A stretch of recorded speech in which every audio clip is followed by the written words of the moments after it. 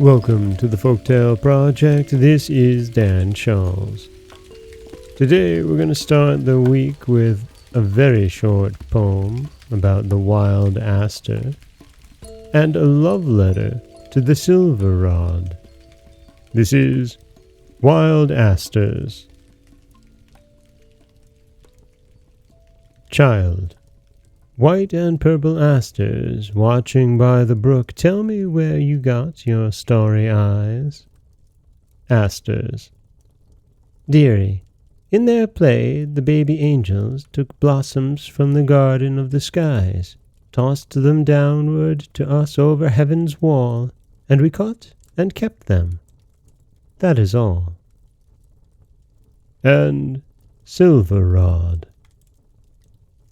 Who knows not silver rod, the lovely and reverend goldenrod, beautified and sainted, looking moonlit and misty even in the sunshine? In this soft canescent after-bloom, beginning at the apex of the flower cluster and gradually spreading downward, the eye finds an agreeable relief from the recent dazzle of yellow splendor. I almost forget that the herb is not literally in bloom, that is, no longer ministered to by sunshine and dew. Is there not perhaps some kind of bee that loves to work among these plumy blossoms, gathering a concentrated form of nectar, pulverulent honey of flower? I gently stir this tufted staff, and away floats a little cloud of pappus, in which I recognize the golden and silver rods of another year, if the feathery seeds shall find hospitable lodgment in the earth. Two other plants in the wild herbarium deserve to be ranked with my subject for grace and dignity with which they wear their seedy fortunes. Ironweed, with its pretty, daisy-shaped involucres, and everlasting, which, having provided its own cerements and spices, now rests embalmed in all the pastures.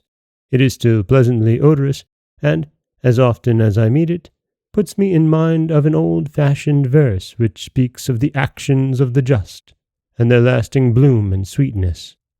On a chill November day, I fancy that the air is a little softer in places where silver-rod holds sway, and that their spirits of peace and patience have their special haunts. A white butterfly met a thistle ball in the airy highway. Expressions of mutual surprise were exchanged. "Hello, I thought you were one of us," said the butterfly.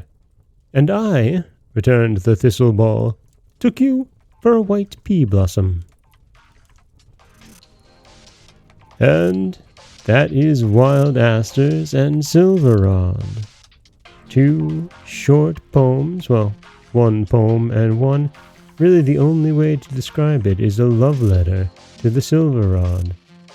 This is Dan Scholz of the Folktale Project. Don't forget that you can subscribe to the podcast on Apple Podcasts, Stitcher, Google Play, Overcast, anywhere you like to get your podcasts.